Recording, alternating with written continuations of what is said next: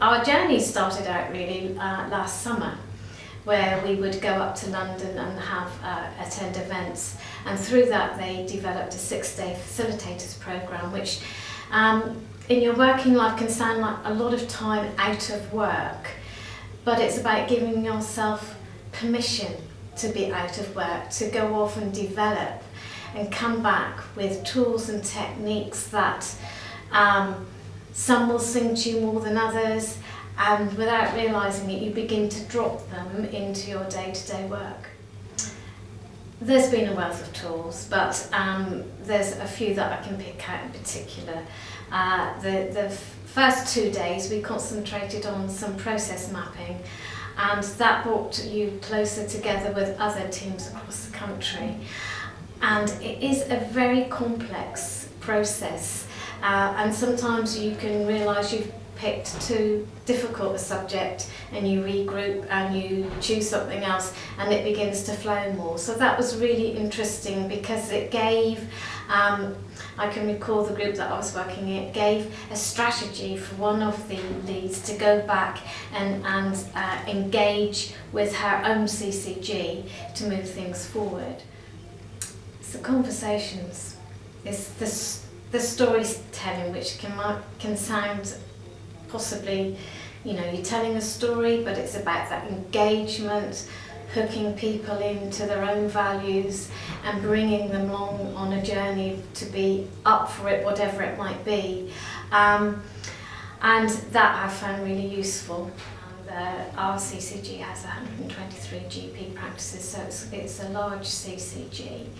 And we had a very positive uptake in those workshops being attended, and we did try to sell it on the premise of if you attend one, we would encourage you to attend all 3 workshops because they build from one workshop to another. So that's how we began to spread the learning.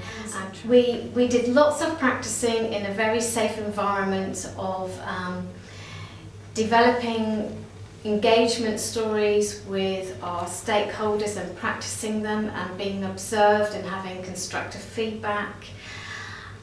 And I think as I've come away and worked with the tools and techniques, I don't think I'm always consciously conscious of when I'm actually using them. It becomes part of your natural way when you're in the workplace.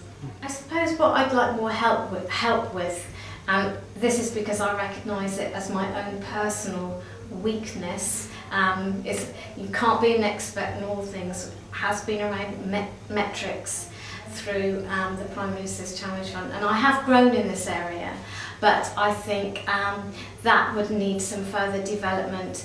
And sometimes when you're exposed to metrics, you get a huge variation of how people convey the measurement and what you're going to measure as an output for gathering effective metrics to inform evaluations. Absolutely. They have to be up for it. You can't drag people kicking and screaming to develop their own portfolio. But to be exposed to a facilitators program that was run by them, it's a blend of coaching and mentoring and engaging with people, whether it's the public or colleagues. And I think it's such an important skill to be able to facilitate, because you can actually move things forward even through those difficult conversations that we often experience.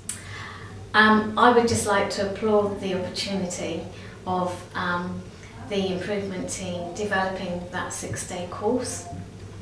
And I know that we did convey it to some of our pilot sites under the Prime Minister's Challenge Fund, and one of our GPs from the eastern locality, the Exeter area of Devon, attended the 2nd cohort of facilitator training, and I bumped into him a couple of weeks ago, and he just thanked me for the opportunity for him to go off and do something like that, because he knows he's going to take those tools and techniques back to the wider audience within Exeter.